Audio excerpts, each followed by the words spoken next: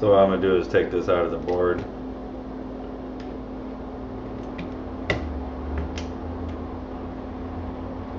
Disconnect all these components.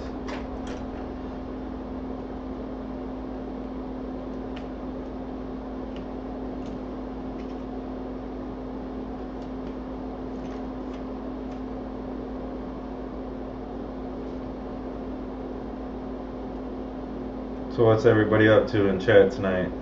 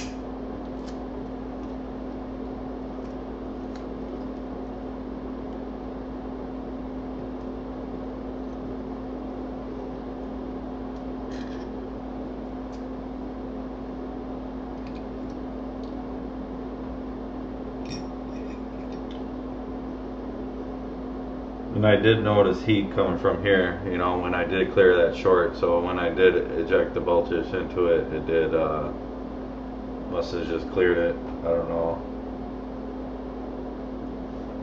Part of the chip just failed or what, but did clear the short, so that was good.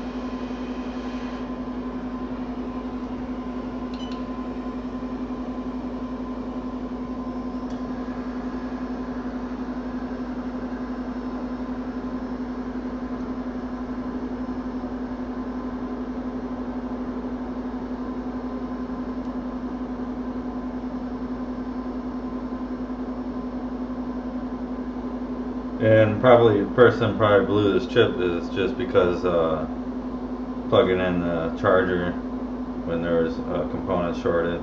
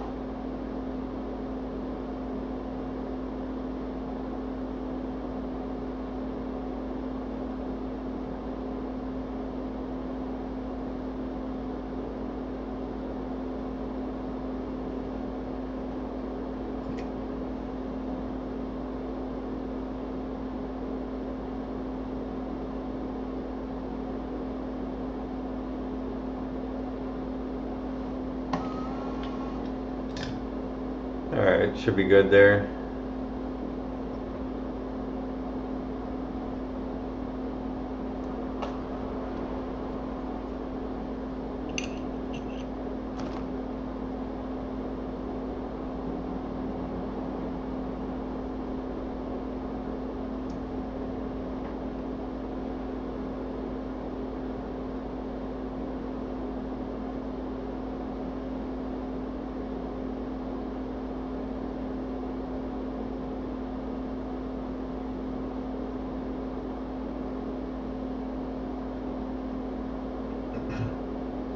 Alright, all the pads look good. Nice and shiny with some silver in it.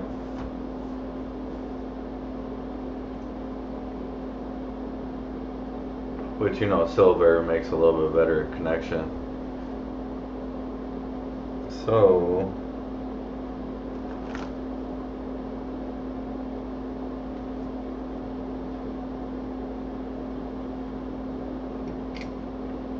I have to reball the chip here.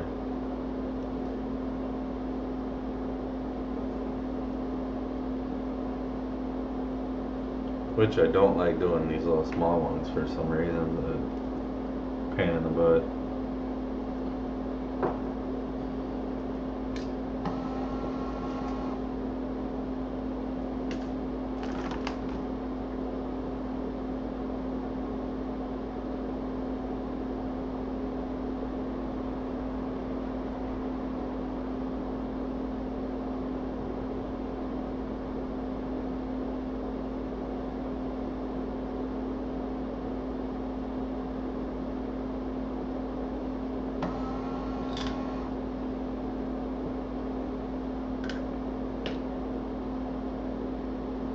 There, so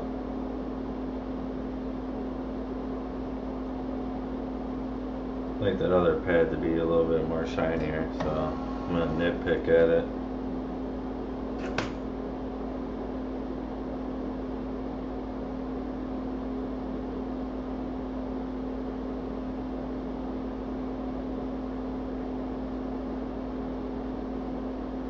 Alright, all the balls are shiny.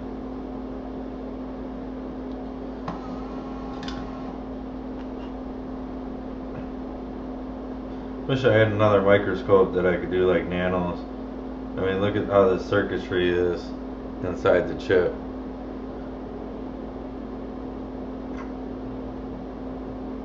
I find that fascinating if you look at it.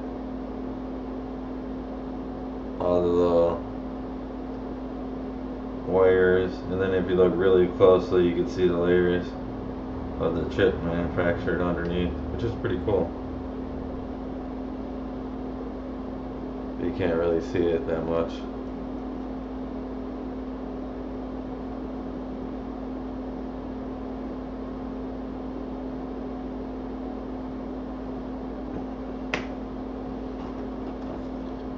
So let's clean this chip off here so we get it ready for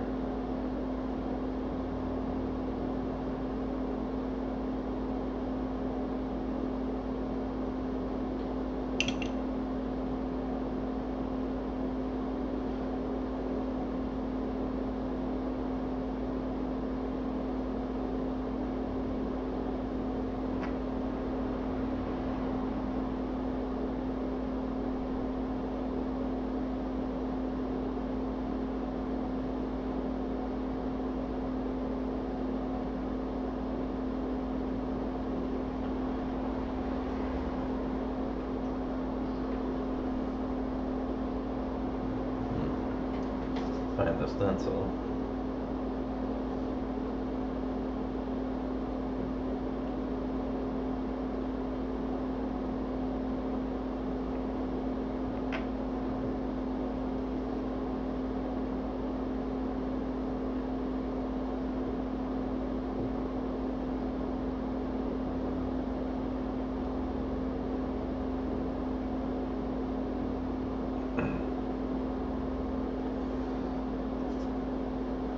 Hopefully my paste is, I have some that's dried out. Still good.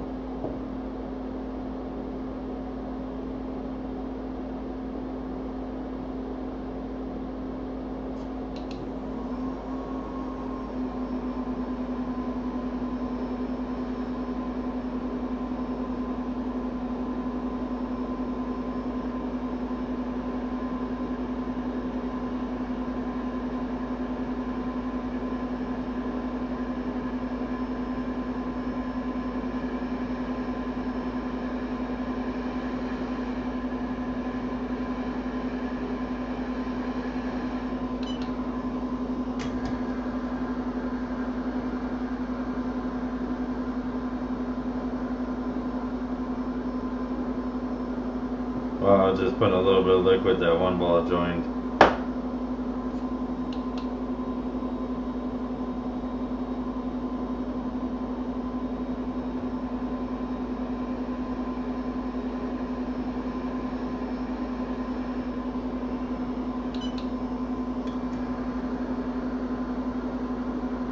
Hey, what's up from Nashies? How's it going? I'm on part 2 of this that phone yesterday, so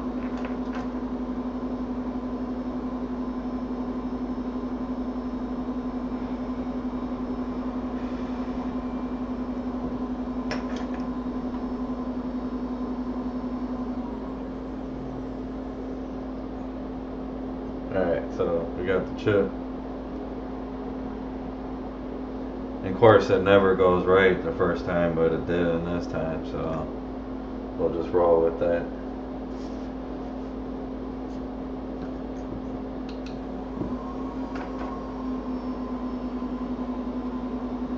I'm just gonna go over it with some heat here. Get all the balls seated.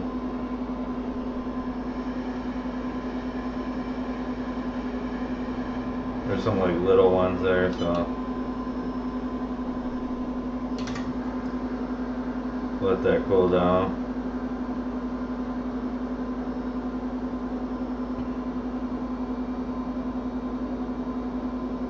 Yes, this is Tigress.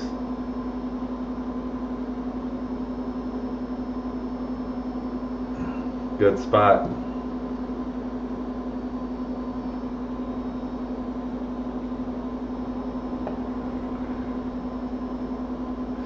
Yeah, unfortunately I got that phone going and powers up. Takes a while for the boot, but it does power up. Basically just to be able to get connectivity between iTunes and charging. There's no, basically it was pulling like really low amperage. It was like trying to pull something, you could tell, but kind of crazy.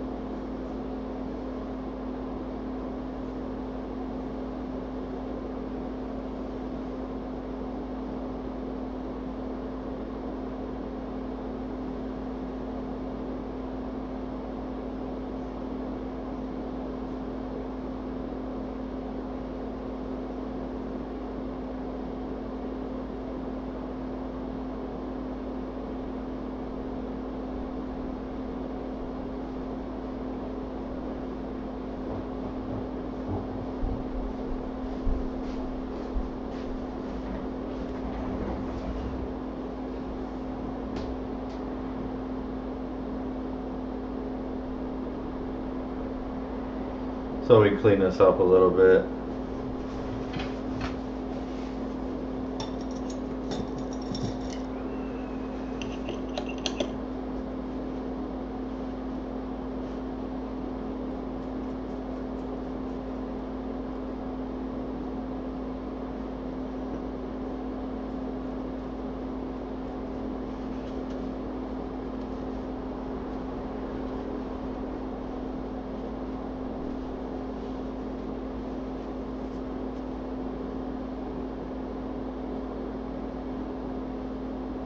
These chips are so small, it's crazy.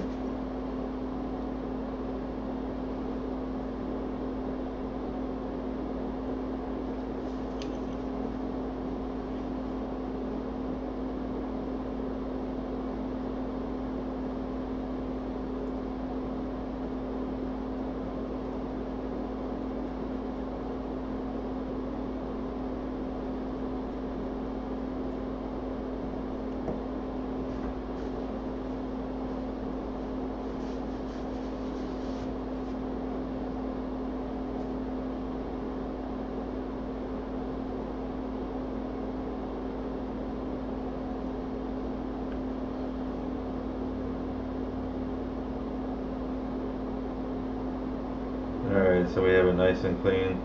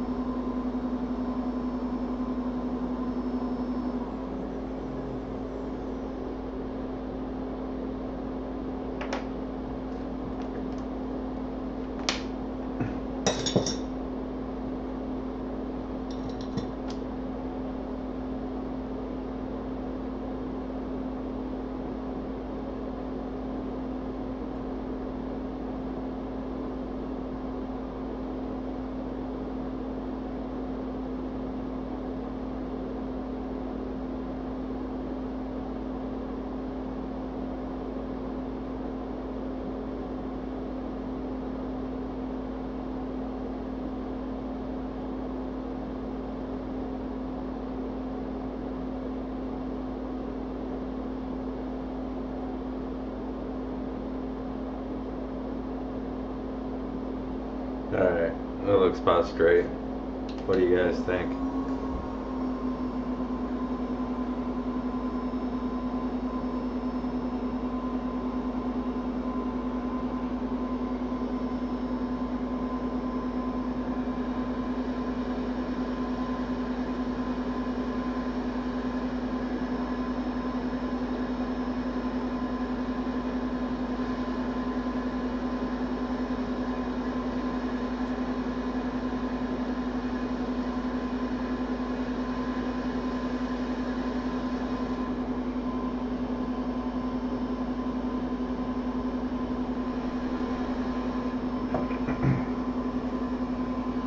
So it seems like it's joining already.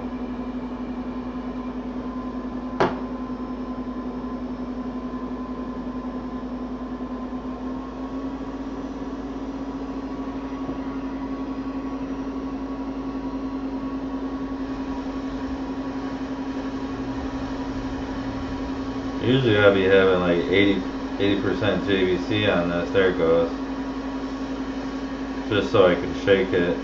I don't even tap the chip sometimes.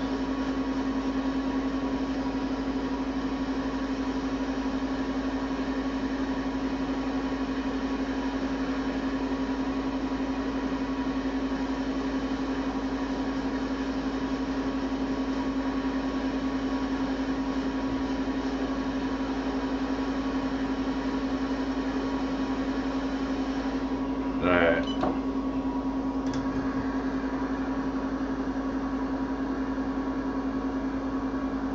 One little capacitor knocked out a little bit, but I don't really care about that. I'm not trying to get this phone in working order.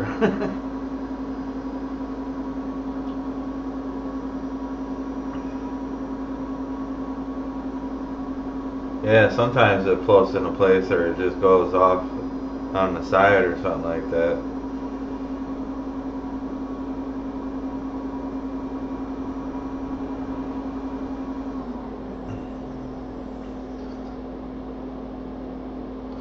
Alright, so we're going to do our rapid cool technology here.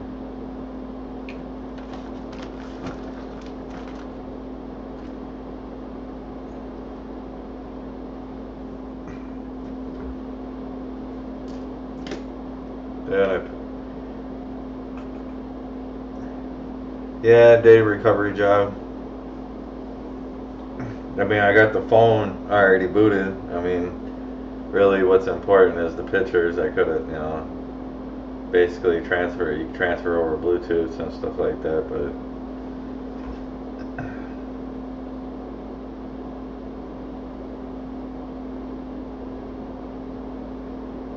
I like to just, see the data in a folder where you don't have to view the data whatsoever, and it's just in a folder, and you copy it to a flash drive for the person.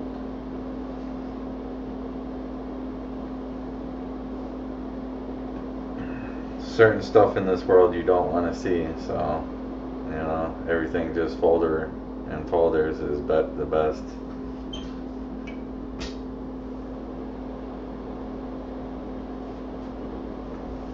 So we're gonna let that cool down, and then we'll plug it in the test frame, and then see if it works.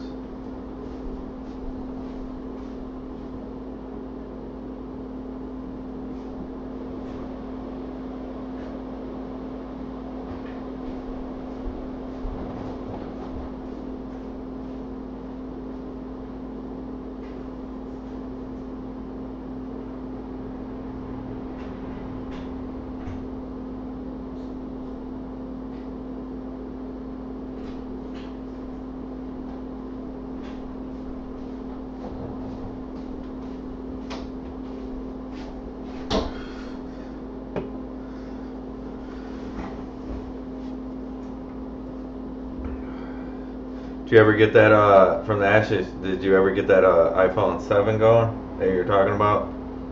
The trace wires?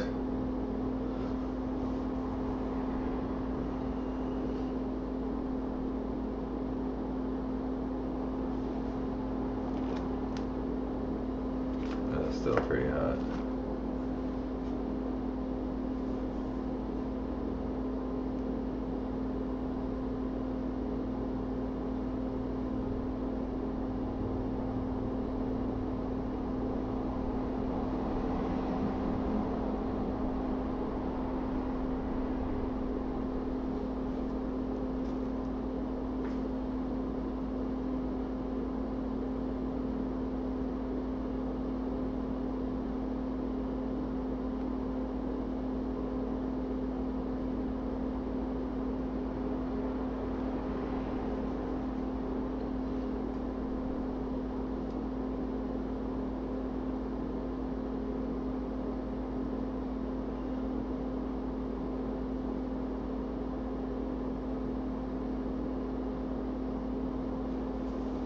Yeah, hunting it down. Yeah, that's what I thought with this phone. You would have definitely thought it was these components that were causing out the, grounding out or whatever. But it wasn't actually. It had to do with none of these components over here.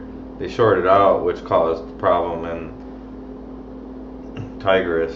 I'm, suspecting because of the heat that was coming from the center of the board when I did inject voltage into it, and I only injected like half the voltage, just to make sure you're on the safe side. But man, I figure that has culvert to do with it. But you would have figured that with a short, so basically injecting voltage cleared the short somehow inside the chip, I'd imagine, because there was no corrosion underneath this chip. So just getting the wrong voltage, and because the main line and everything shorting out, which caused the problems.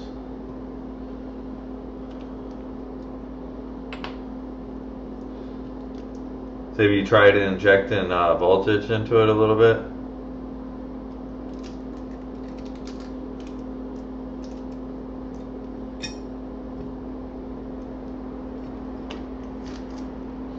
Yeah, I think maybe I'm going to invest in some board holders one of these days.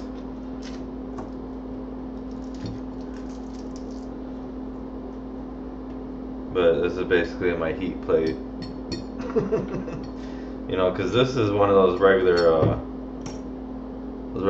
clamp things for the, the phones and stuff, the phone boards and little small components. But but it was crap. So I like the plate. Works the best. Yeah, that's what I was talking about, the iPhone 7 PMIC job.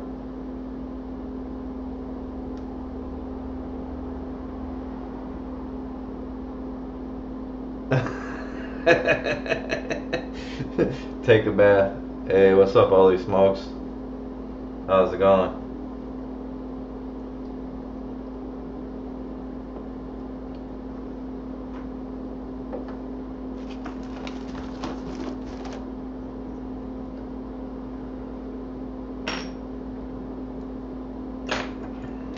You get that car fixed?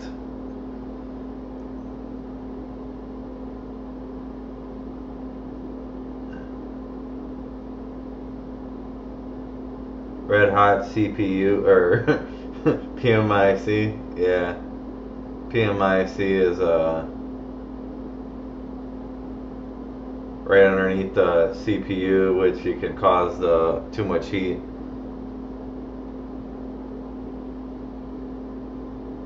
Correct me if I'm wrong.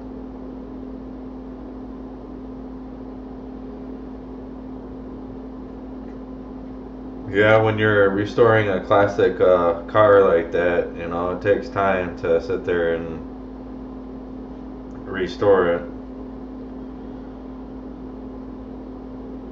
It's probably going to be a fast car.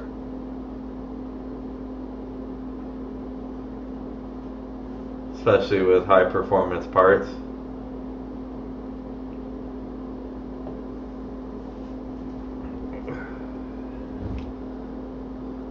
So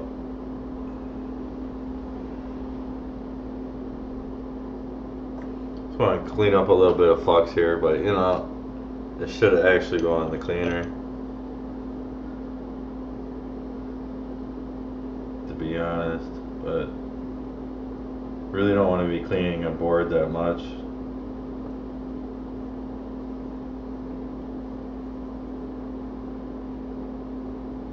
Yeah, race cars are never fast enough, but I sure do miss stick shift. Is that car, holy smokes, is that car that you got, is that stick shift or automatic? You know, I kind of miss my stick shift, having a stick shift.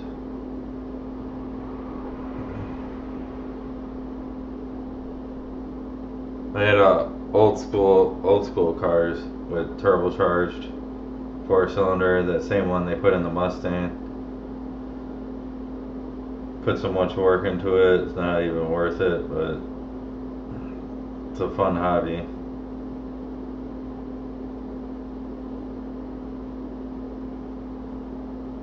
For some reason I got like flux all the way up by TriStar there.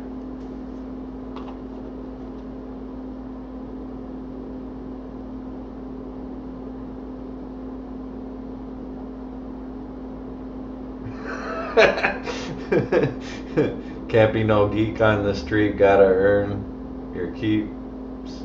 Yeah. That's funny.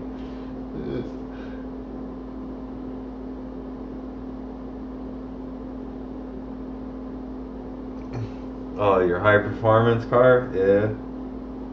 It's busting you out. You're probably gonna have like some twin turbos in that, right?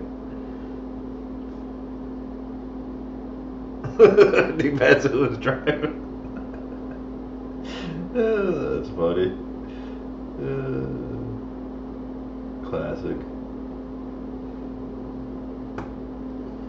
Alright.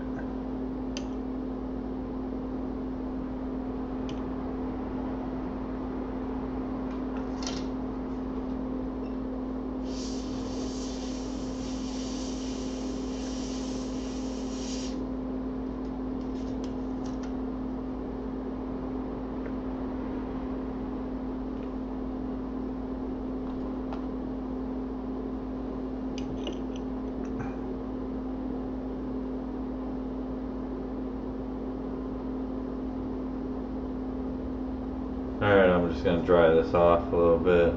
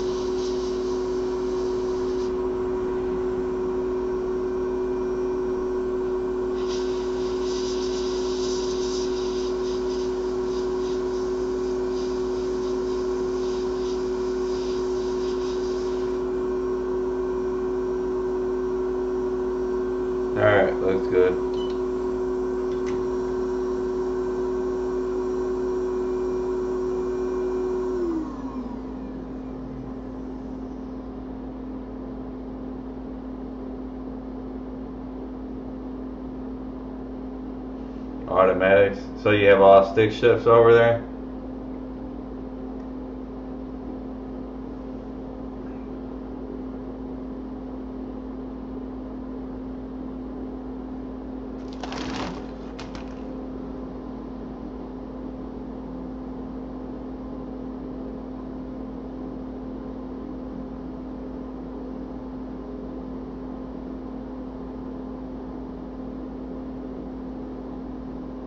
Yeah, sticks. I like sticks. You know, it'd probably be it's a lot better and a lot safer on the roads if you're driving a stick shift. If a lot of people in your community or in your state or in country, and why I say that is because people are not on their cell phones or holding their cell phones driving a stick shift, or they're not. For example, I've seen a lady driving down the street, no kidding you, smoking a cigarette, eating a cheeseburger from McDonald's, and talking on the cell phone. So, you know, with the stick shift, you want to be able to do all those type of things. So, sticks kind of a little bit more safer for people to be driving, but a lot of people don't know how to drive stick here in the U.S. They're so used to automatics, which is crazy.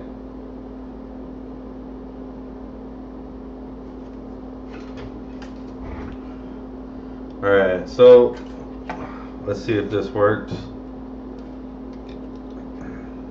Let's pray and hope that it does, I guess.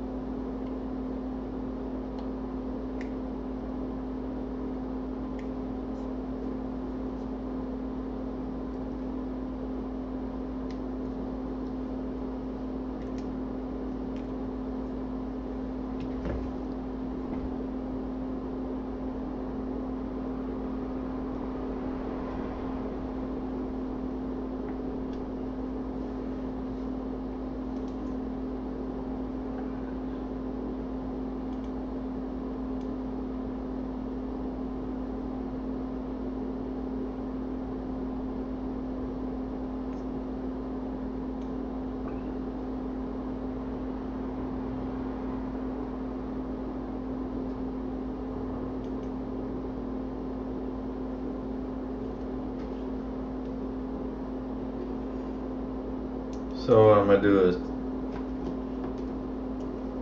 test screen on here with the Touch ID.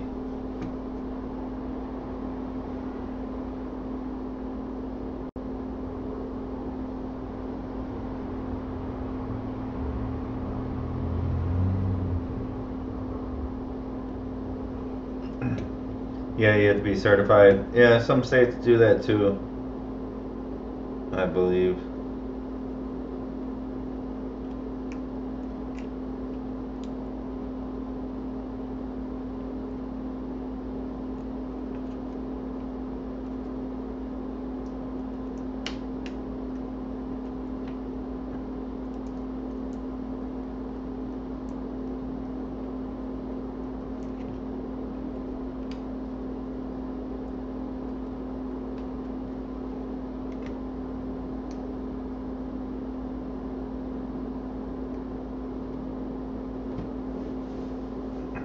Alright, we're going to see if this phone boots, and then we'll plug it in, I guess.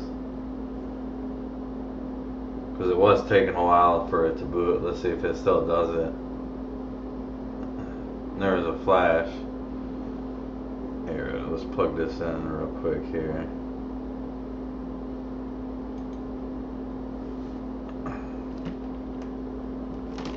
So it give us a chart.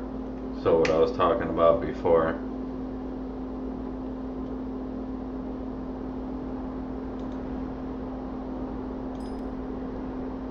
Oh, and we got iTunes recognized. Wow, cool. Alright.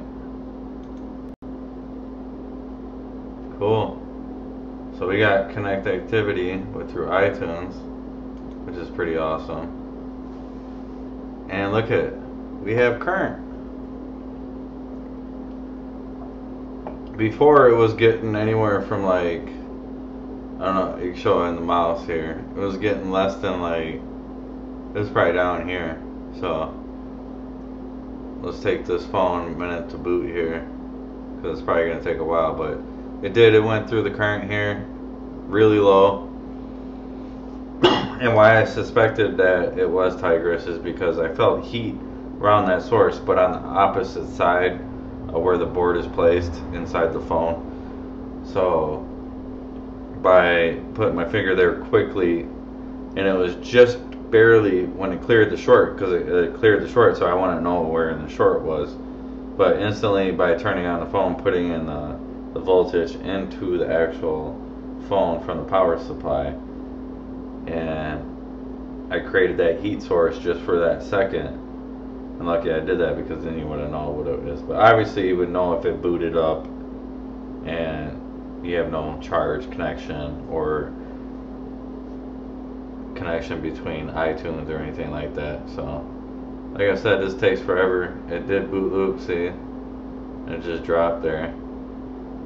But this is what it was doing this before it booted.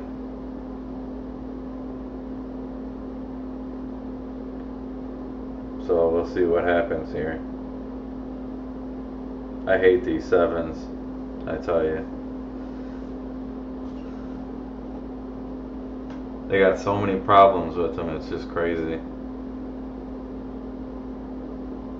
From the baseband, from the audio IC, from the board being bent.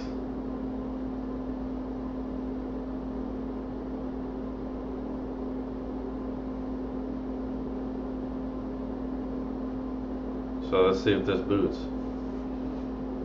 Let's just check and see if there's anything getting hot, just to make sure.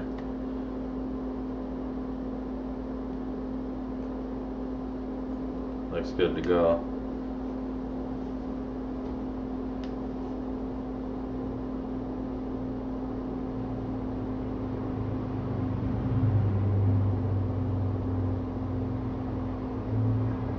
So if it doesn't boot, then it would be TriStar, but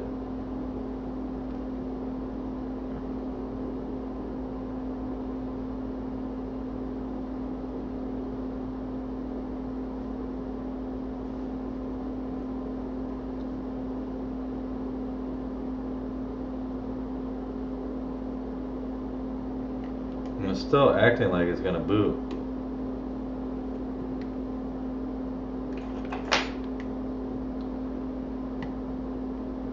I think that's a little too long.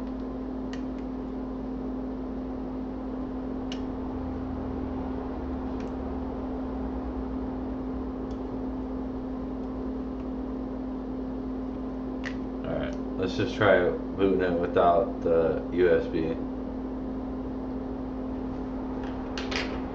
This is pretty interesting to say.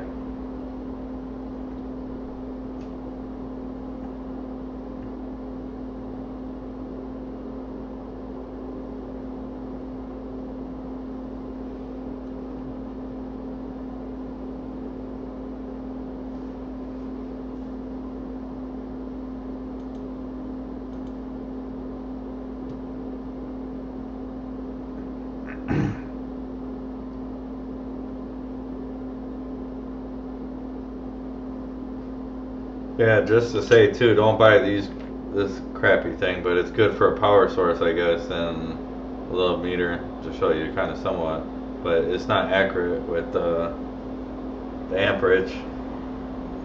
I came across that a couple times while using it.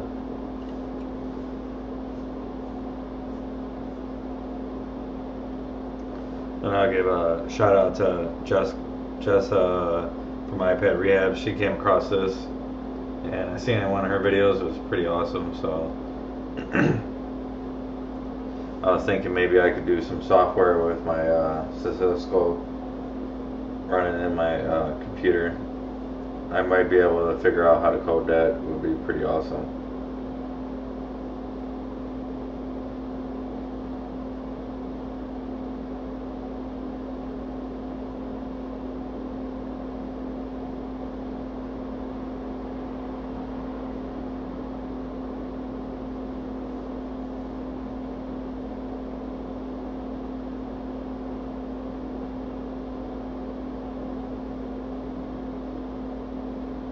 Now this did take a long time to boot last time, so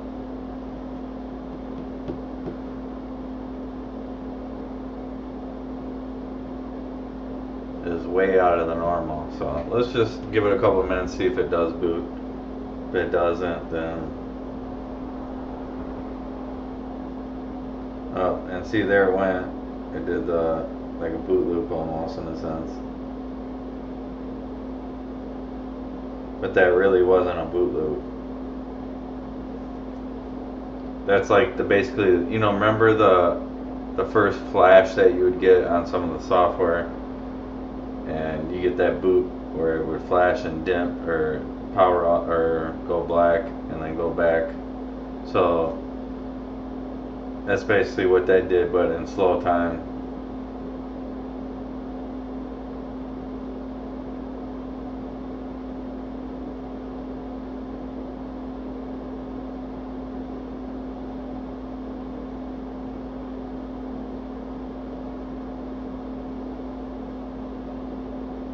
And what is weird is when I did plug it into the computer through the cord here, it did recognize it through iTunes. It popped up. So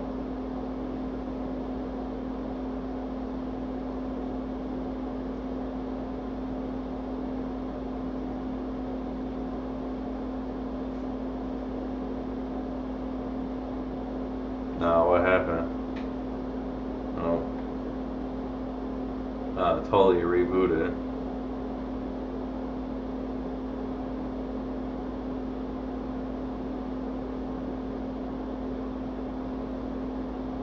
Now it went to a brighter state, so it's probably gonna boot now. That's what it was doing, so that's why I figured I'd make the part 2 on this one.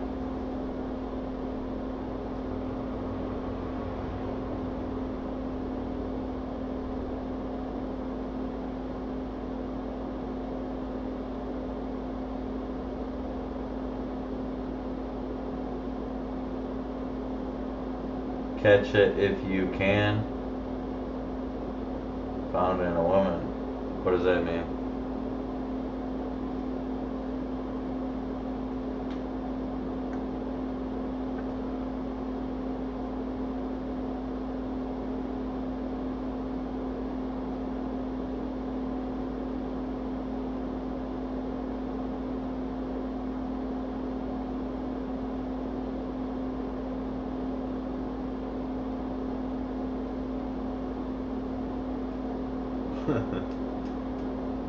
Alright.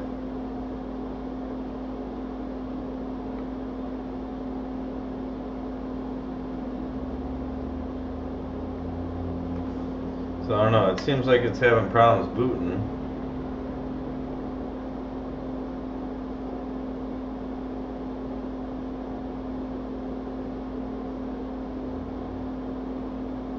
Doesn't really make sense.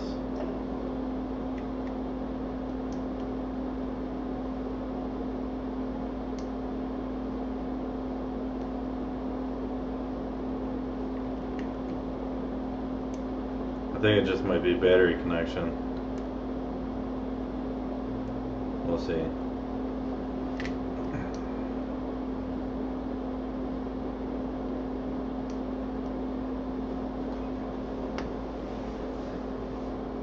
Obviously it just disconnected for a little bit, so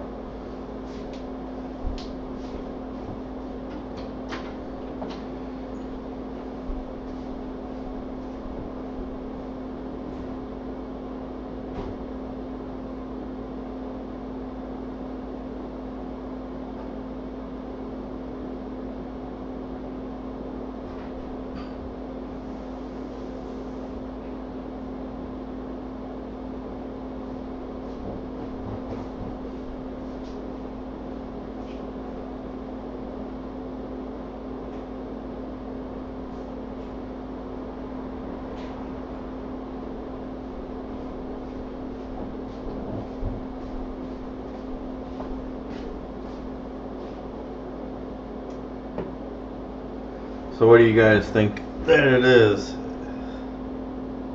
It's in here lagging for a while, but it is now. It's getting charged.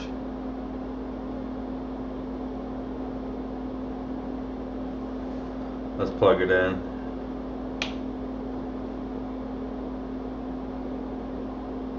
iTunes pops up.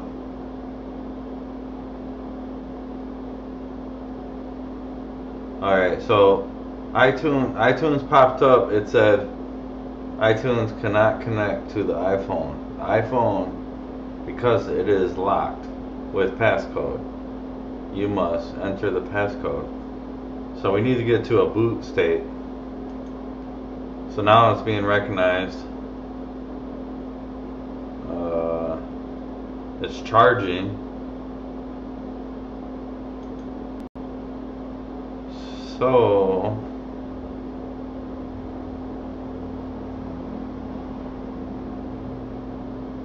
and the phone or the phone was actually in a boot state before. It was booted up. It was operating.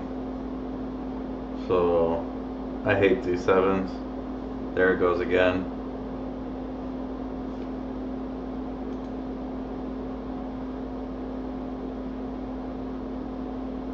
That looks like a boot pattern there. Looks a little bit more promising.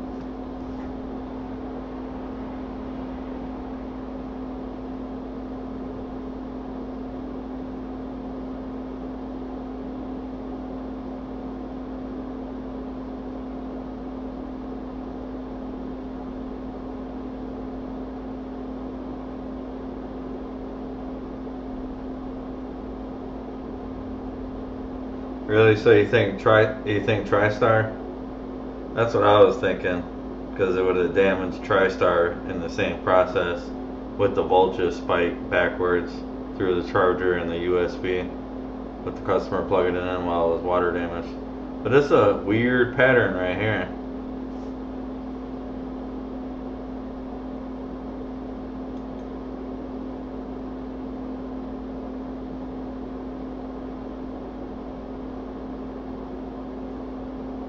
There, it just went flatline. Rebooting.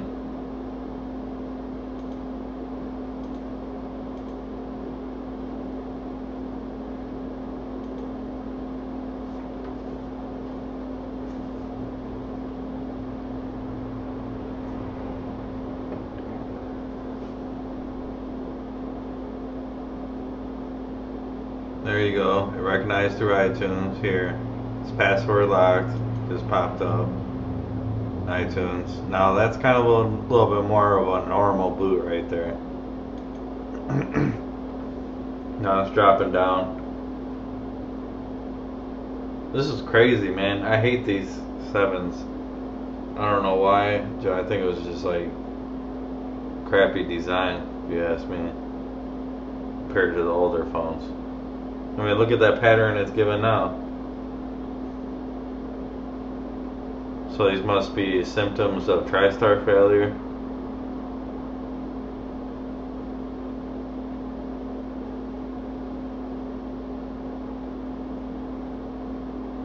I mean, these patterns, I really don't know that much. I haven't really messed that much with the Power Z tool, Doggo, but I know that's a little bit high and low on amperage. What's your guys' thoughts on it in chat?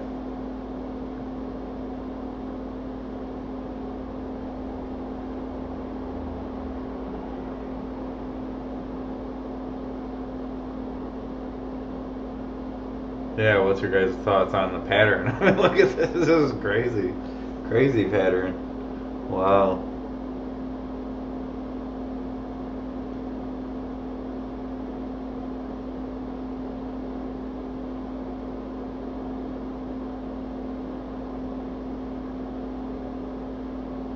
I don't think it's gonna boot.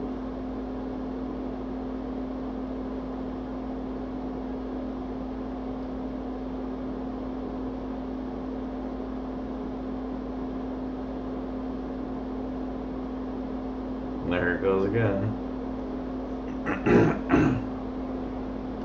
Now, you guys in the beginning of this video, you guys seeing the phone actually booted up, so kind of nuts.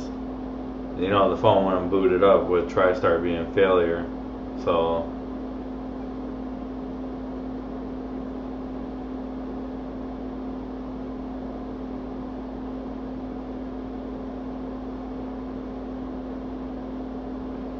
I mean, it's just those spikes and everything.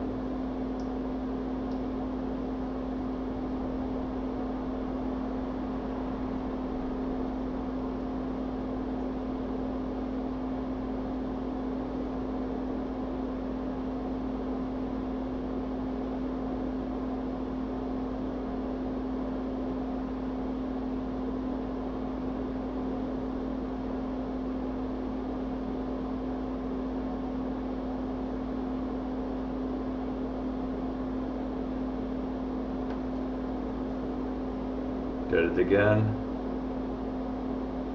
Drop down.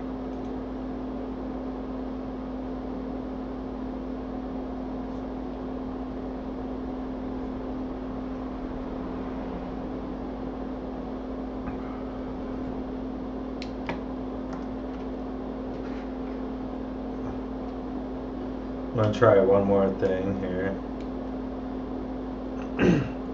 You know, I thought about reflowing both chips, but I mean, you could see I just pulled that chip out. There was nothing wrong with it. So let's just see if this boots.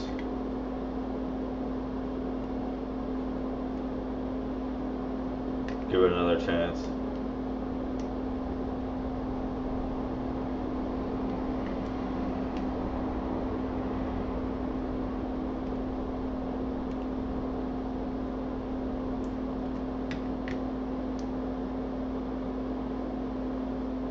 I mean, because if we get it to boot, then we could just transfer.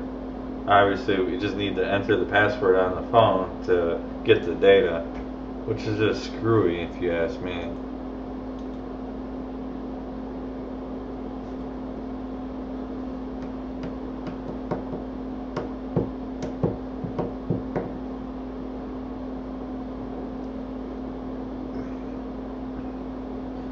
It would be nice to actually play some music while you're working on this stuff, doing a stream. Without getting copyright strikes.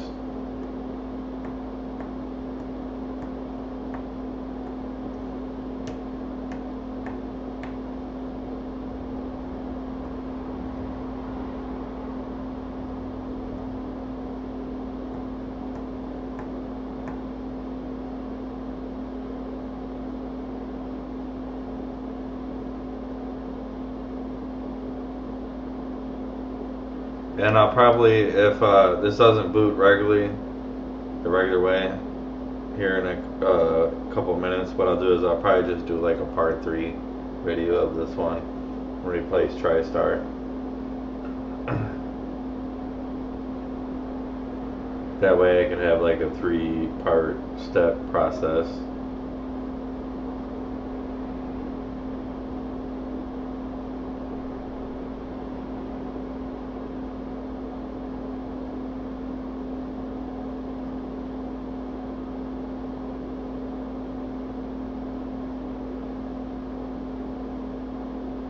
What I don't get is just why it's not booting now. It was booting before. It took a while, granted, it did. It took a couple minutes.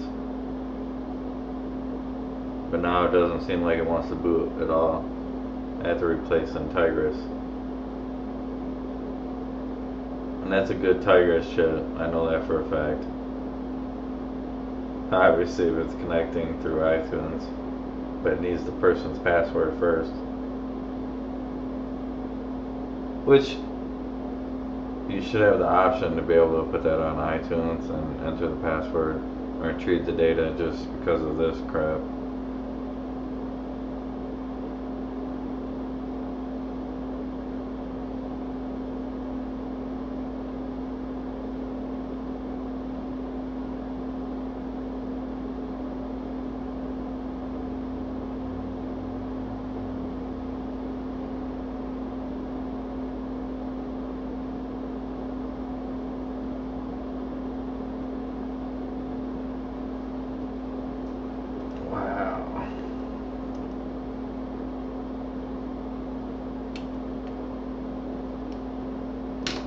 Alright, we're going to try one more time here.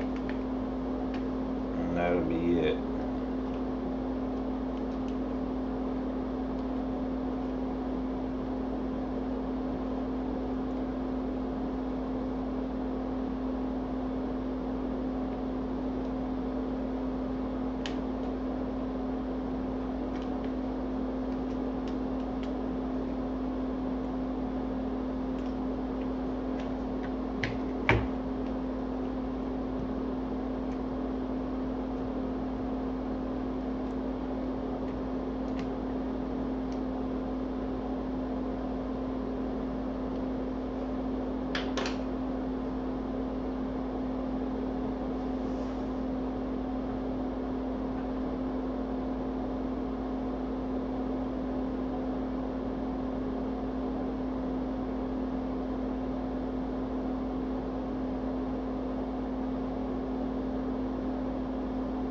that just powered on, powered off right away. Okay.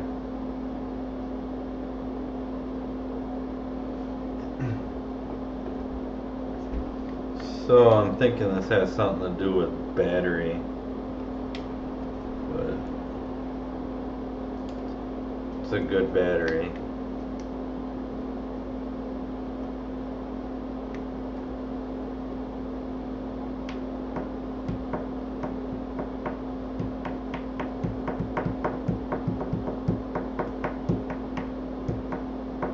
There you go, you got brightness there, it went brighter, so that means it's probably going to boot.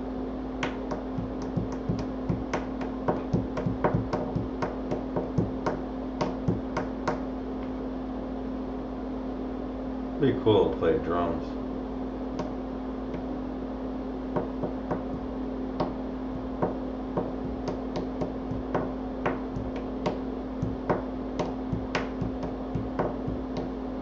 Yeah, I suck.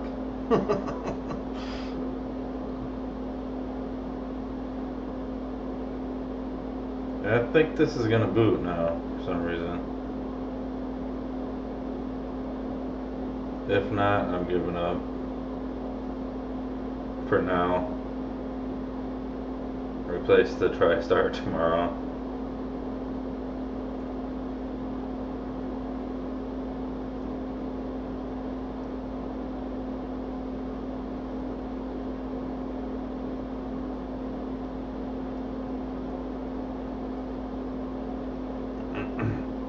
Yeah, usually when it gets bright like that, it'll recognize the person's settings that they have in the phone.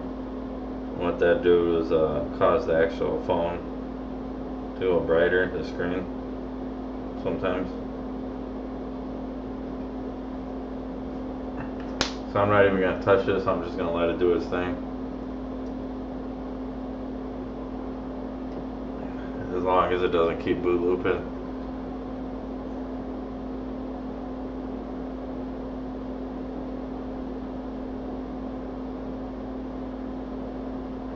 These 7s are a pain in the butt. You never had these issues with the 6, the 6S, the 5, the 5S. Really easy to determine what was going on. There you go, you just had that flash screen.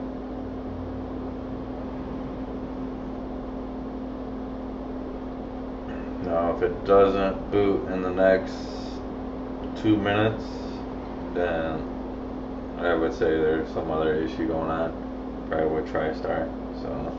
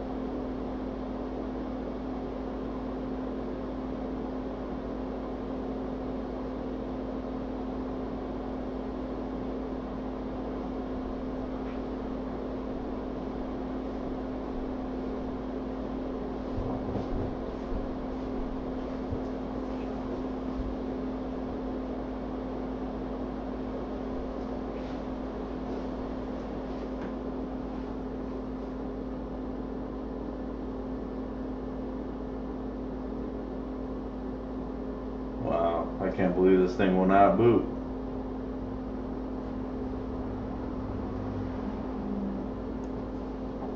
There it goes. It booted. Woohoo!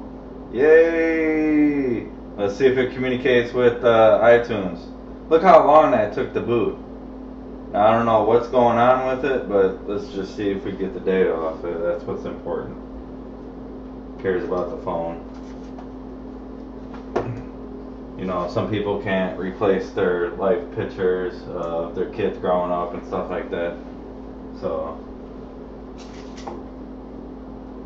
which, you know, I think in a sense that I really don't get into the stuff about Apple and stuff, but I think big companies should offer this service for customers when they do drop their phone in a pool, or, you know, for prime example, you got hurricanes. You know, you got people that are sitting there with storms that are flooded their houses or and their phones, and they were damaged. You know, it'd be nice for big corporations, big companies like Apple and Samsung to sit there and offer a data recovery service for customers to sit there and buy a data plan where they could retrieve their data from their phones if anything's damaged from them. And, you know, these companies do have the tools and capability of to be able to, you know, pull off the NAND and the CPU, and or just be able to directly connect the board to the pads of the motherboard and retrieve the data off of it, which is kind of garbage if you ask me. They should offer that service, and give me if I'm wrong on that, but you go to the Apple store and say, hey, I need my pictures off this phone, and it was dropped in a pool, what are they going to do? They're going to swap out your phone. Your data is going to be shipped to China or wherever they do their data recovery service. And they're not doing data recovery service, they're refurbishing the phone and reselling it.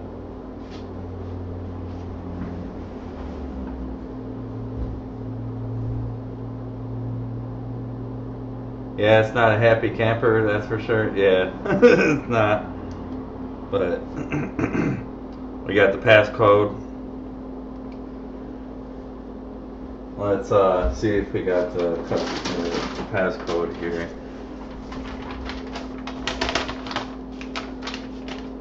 Let's see if this lets us in.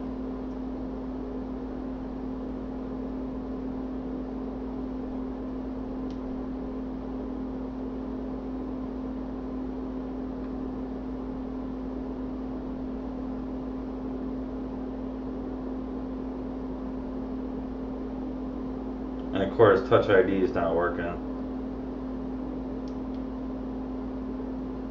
So I'm gonna have to power off the phone and power it back on to be able to get the display. Really? Wow. That's what it looks like. Home button not working. It's connected.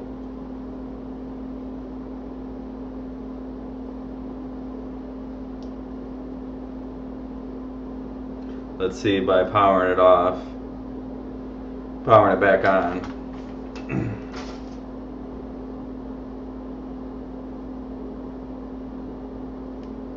Brutal. This is brutal, let me tell you.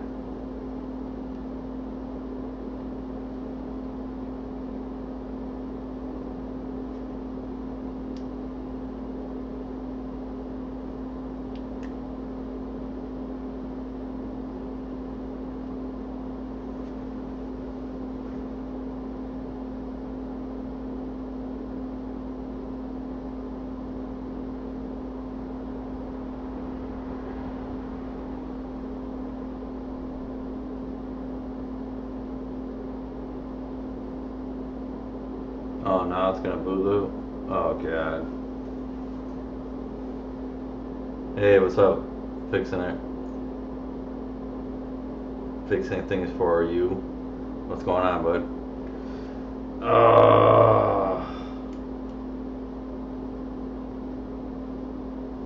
So close. I guarantee you that just that little bit of vibration.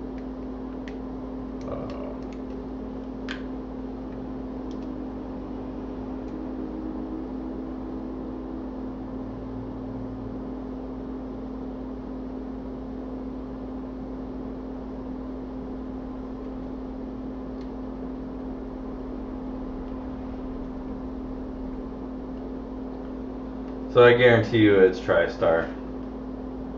For sure. I just want to see if I can get past it without a replacement. That'd be cool.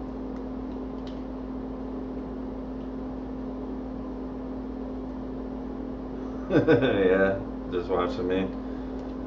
Pretty boring stream, but pretty interesting to find the stuff about the iPhone 7.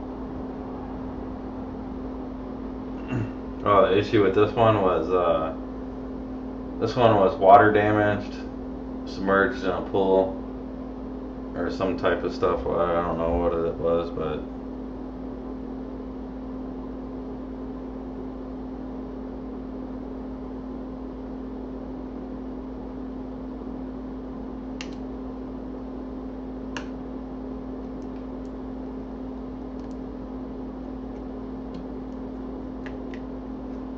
and basically it had water damage and some of the components were damaged and it had a short on the main power rail.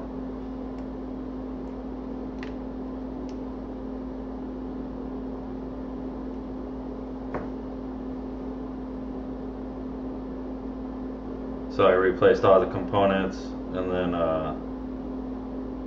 just replaced tires.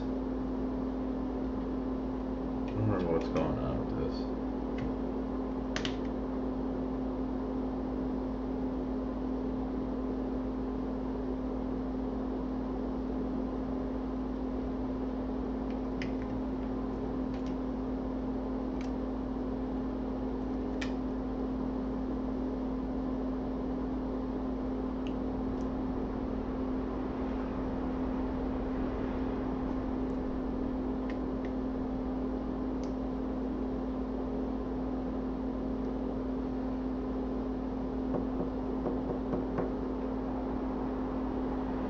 No, I didn't try 3U tools. It does. There it goes. It's booting. See the white screen? How it got brighter. That's how you know it's gonna boot.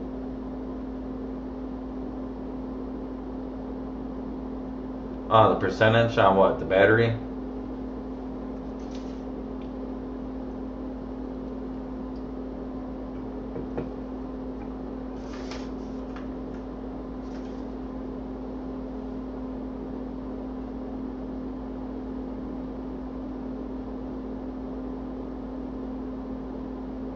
Yeah, no, I haven't checked it out on 3U tools.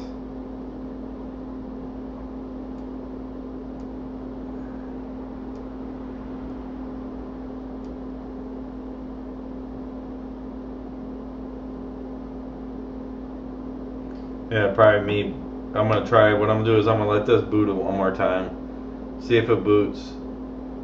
If I get through with the passcode without moving the phone, and try to see if it'll connect, if it'll reboot again, because the Touch ID is not working proper.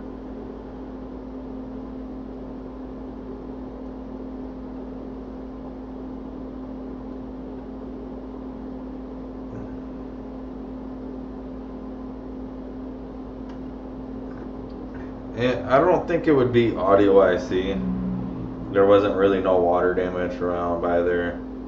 And yeah, if the phone was bent and stuff like that, but the frame, the actual frame of the housing,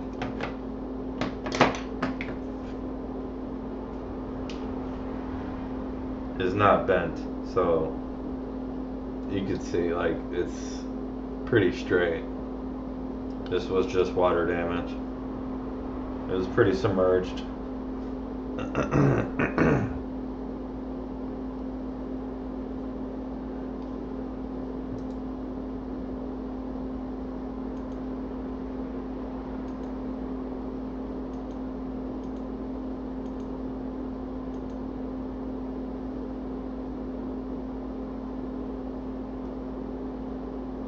Yeah, so I mean you got corrosion everywhere.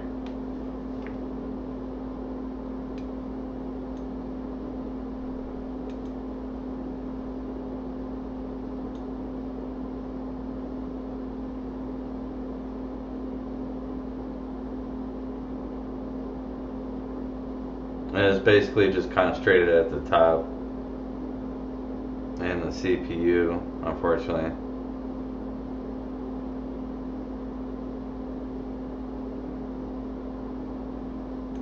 Yeah, it's not a happy 7, that's for sure. But I mean, you see how long it's taken to boot. It's not like it's...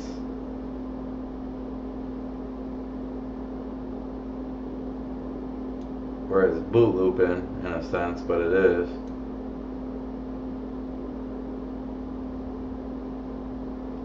No, the dock is good. I know the dock is good. The brand new dock connector.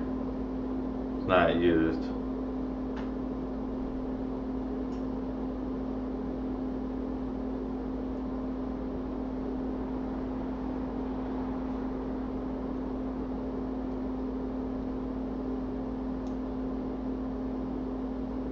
And you've seen it boot before, so I didn't, you know, like, I don't think it's TriStar, but I could be wrong.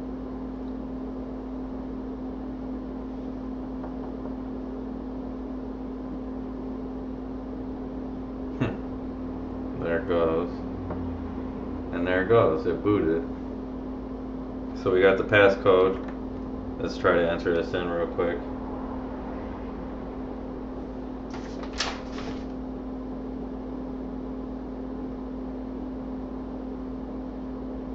Alright, we're in.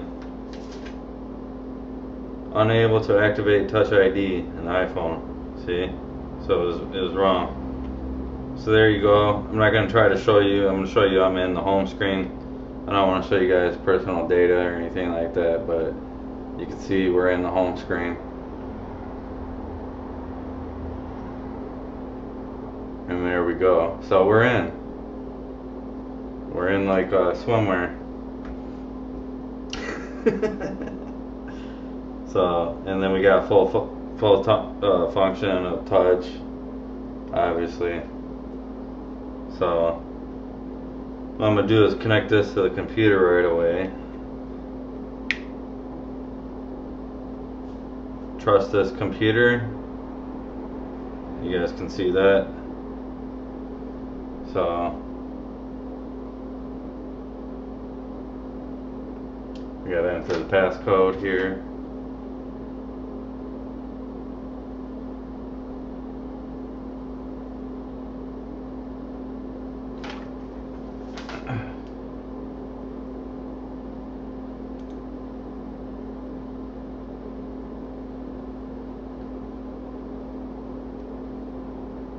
Alright, so it trusts the computer, so I could unplug it, plug it back in.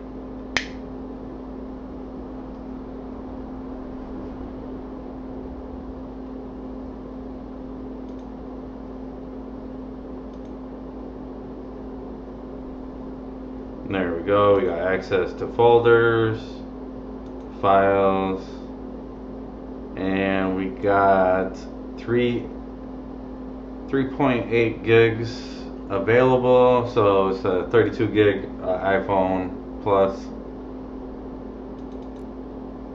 And let me downsize this, let me copy the data.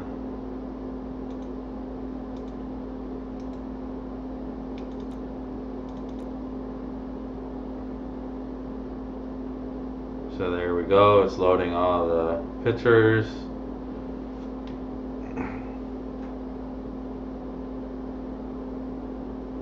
Now I don't care how slow this phone boots or what, but as long as you get the data off it, it's cool, you know.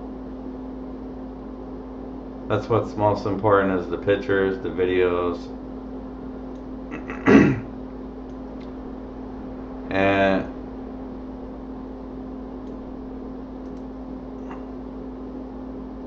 copy.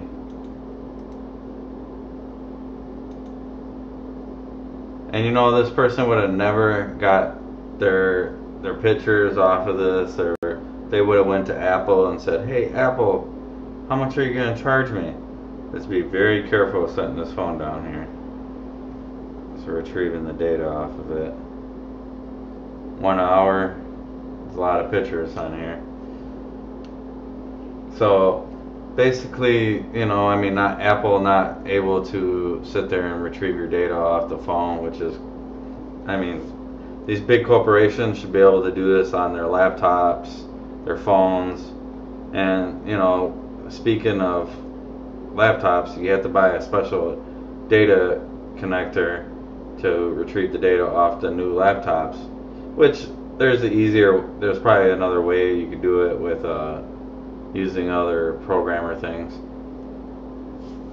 But what I'd say about that, you can't even buy them now. They're all sold out, and there's only like 2 or 3 of them. I think Lewis did a video on them, which was pretty cool, and they're in some of my forums that I'm on.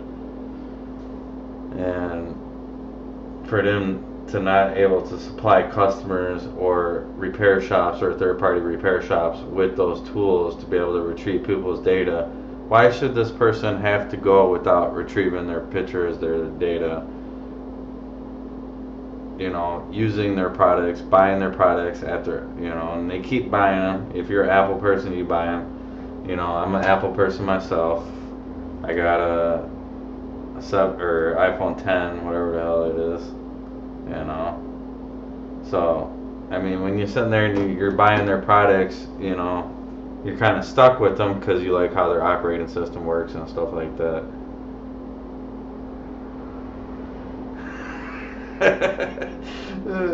That's funny. But, yeah, I mean, just basically you're going after, people's data. And then, I mean, this is people's lifestyle you're messing with nowadays. And the big corporations don't understand that on an aspect when your laptop dies and your Surface Pro, which I never see the Surface Pros.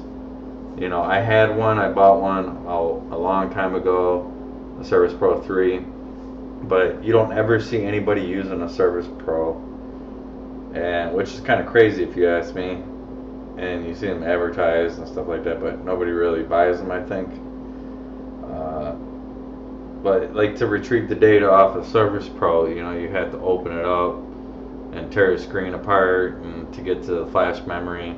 And some of the newer Surface Pros, I imagine they're soldering the memory on just like the actual other computers with the Apple computers that they're doing now, where people can't retrieve their data off it.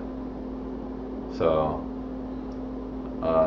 in an aspect, I say kind of crappy how they treat their customers nowadays. Oh, I'm going to the Apple store. Hey, I dropped my phone in the water. Well, it's still under Apple Care Plus. Okay, well, we'll replace the phone for you. Or, oh, you bent the phone. You sat on it and bent it. Oh, sorry, we can't retrieve your data. Well, we can give you a new phone because it has a bend gate issue. I mean, I don't know. Kind of frustrating when you see people go through this stuff as a repair person, and you see actually people impacted because of this issue, because not be able to retrieve data off devices. Like, in an aspect, you should be able to take your iPhone to the Apple store. They should be able to take the flash memory off the phone with the encryption key, put the encryption key and encrypt that data so you can have the full flash of that data and be able to retrieve the pictures, data, video, and all that type of stuff. But it's just frustrating, gets me frustrated, seeing this stuff. But somebody give this man a beer. He earned it. Thanks.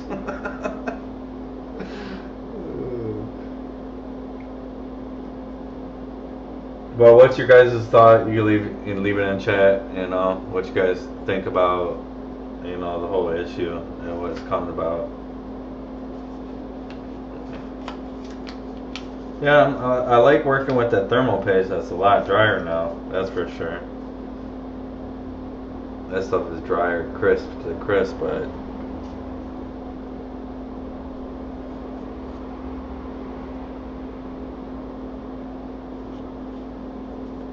yeah, it's on the encryption. I mean, you got to think about like these companies. Let me see if I can go here. Let me go on big screen here.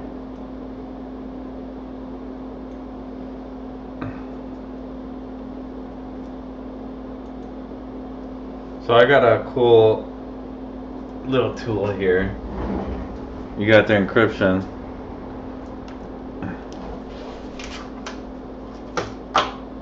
You should be able to, these Chinese companies come out with this crap, for programming. This is for the flash memory. So you should be able to retrieve the whole full data off there, which you can. So, and then, putting the board on there and copying the data.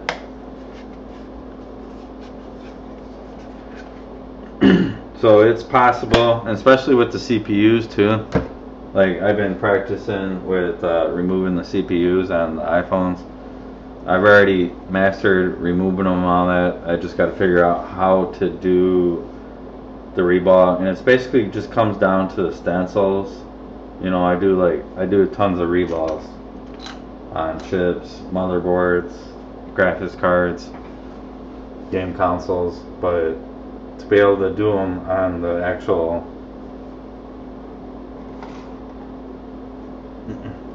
the iPhones. So here's the CPU here. I'm gonna grab this.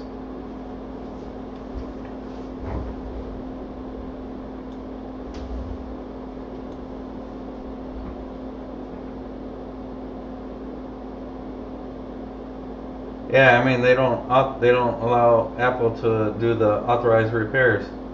The only thing you can do is replace the screen and the battery. Like, what kind of crap is that? That's not a repair.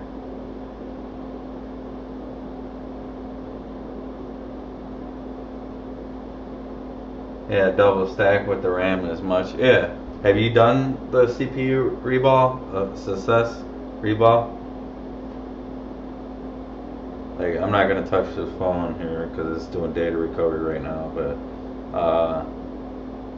yeah, so you got CPUs here.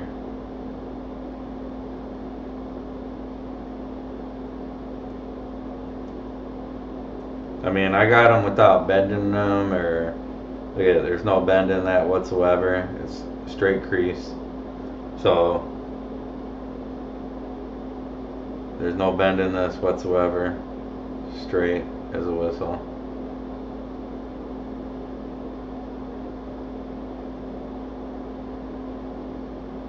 But there's no pads torn, nothing wrong. So it's just the reball stencils. Basically, I think instead of paste, I need balls. So maybe I'll try to get some balls this small and try to do it that way. I think that's the only way with a heatable stencil that you can heat up, because the 3D stencils are not really that much. Let me see. I don't even know what I do with stencils, but yeah, 3D stencils, basically they're not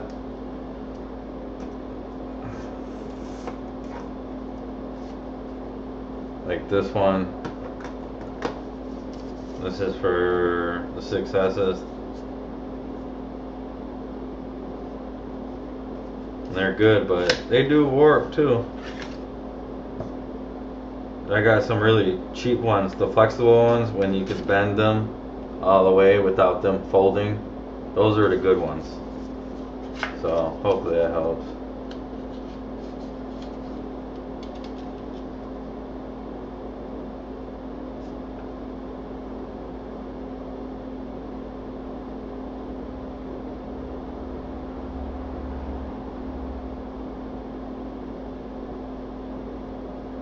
Oh, so you're saying you lifted some locked devices, put them back on, no luck. So you're talking about iCloud locked? Is that what you're talking about?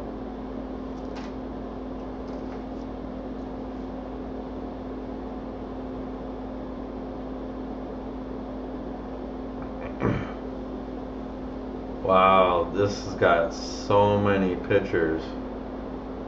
I don't even know. Usually I tell you how many number, you can go data detail, tell you how many images or folders are being transferred, but wow.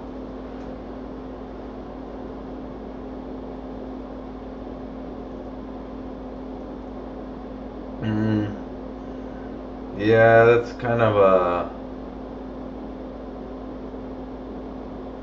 What kind of tools are you using for it? For one, that's kind of like a hush hush. You know, you can always drill through the CPU, and that'll remove the iCloud lock. Haha.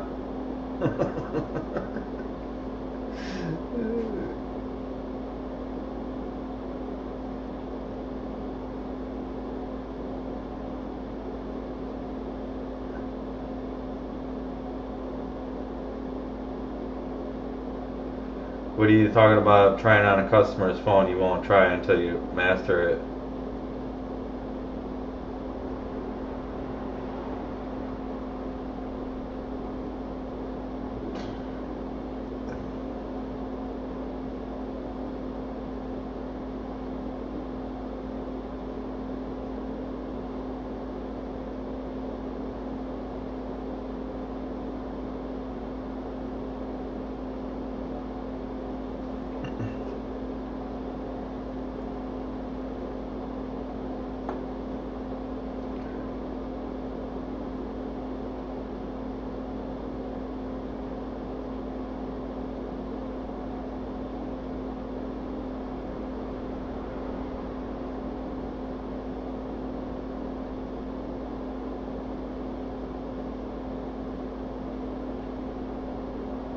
Filler gauge and 25 hot air.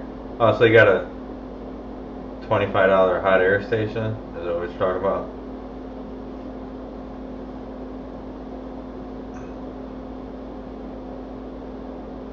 There are some cheap hot air stations that are like 50, 20, 25, 30 bucks that actually work, which is surprisingly.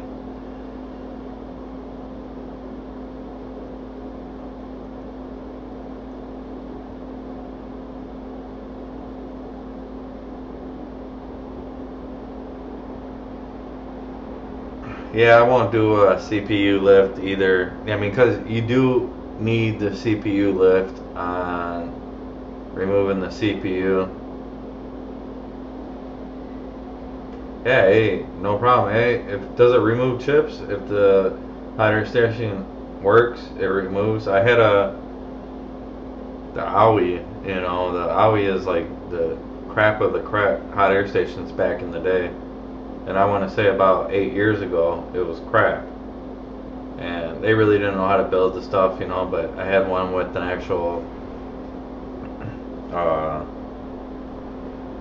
soldering station, hot air station, and a meter, you know, for testing stuff. But the power box out of it went out, and all I had is the hot air and the soldering station. But it worked for years. Never replaced the heating element. Only in the hot air station or the soldering. The heating gun I never replaced. It lasted for years and it did good, but it did have uncontrolled temperatures. So if you have a cheap hot air station, I would advise you to invest into a thermal meter, so you can test right next to the chip and you have it right there, so you have the right temperature of heat, because it could be off and on with the temperatures.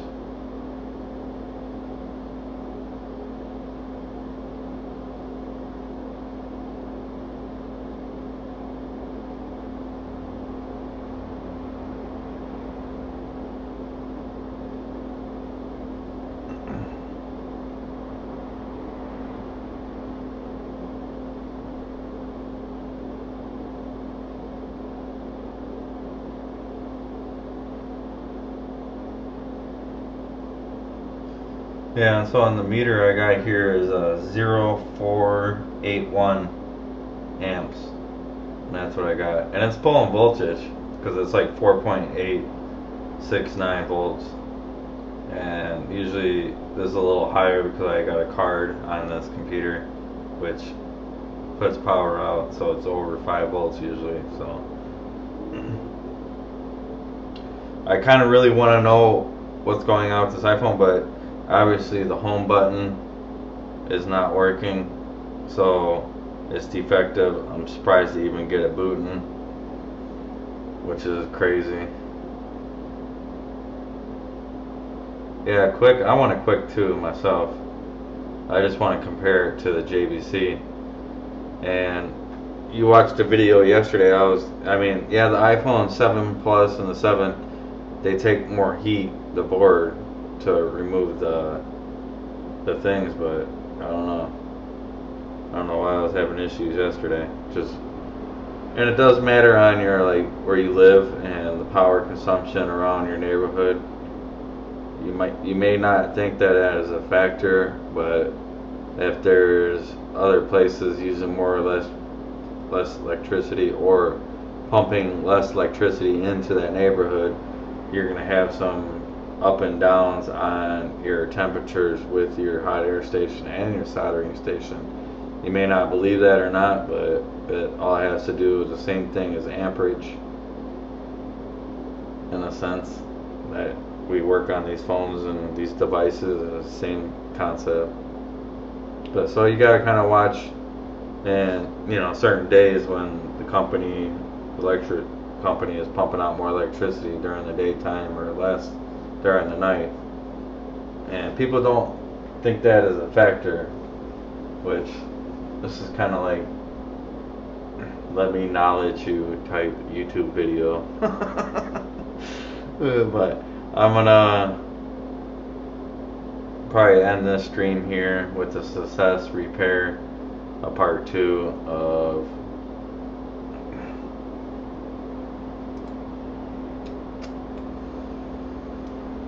the iPhone 7 let's take a bath, not because somebody obviously either was either in a pool, hot tub, or a bath, whatever.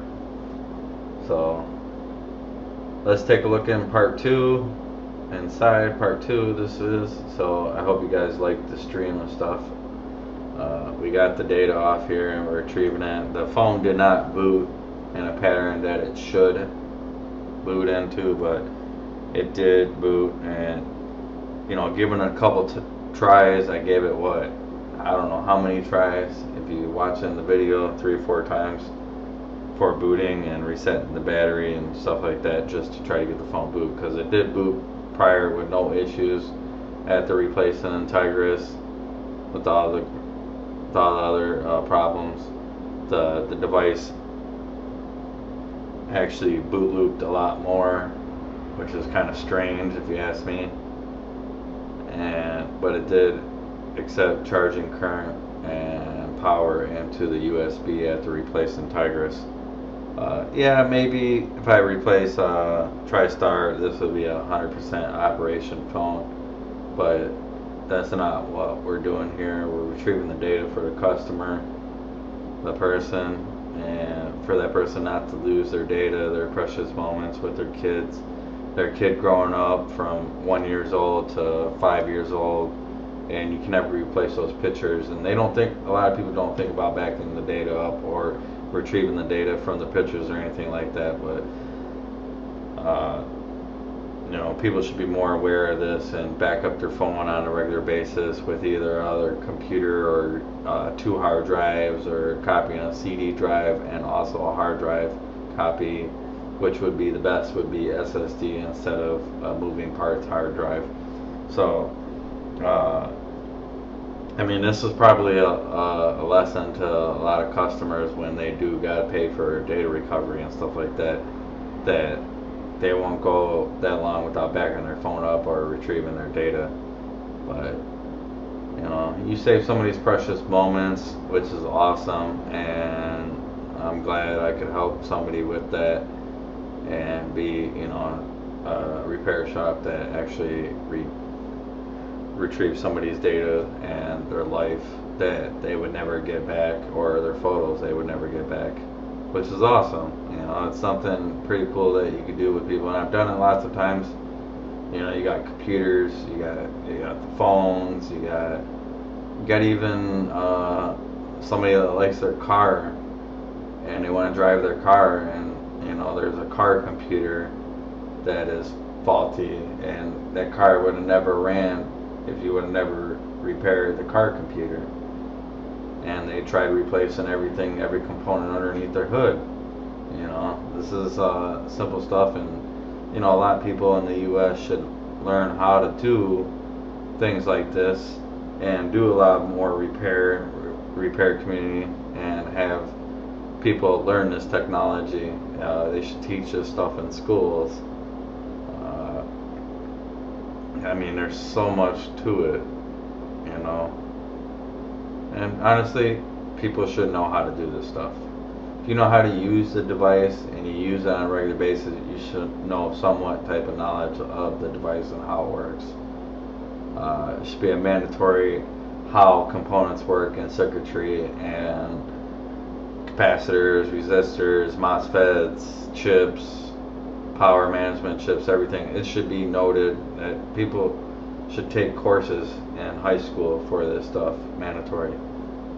And you know, they probably have that type of stuff in China going on, and that's why they're so advanced and ahead of us in repair and manufacturing these devices as companies.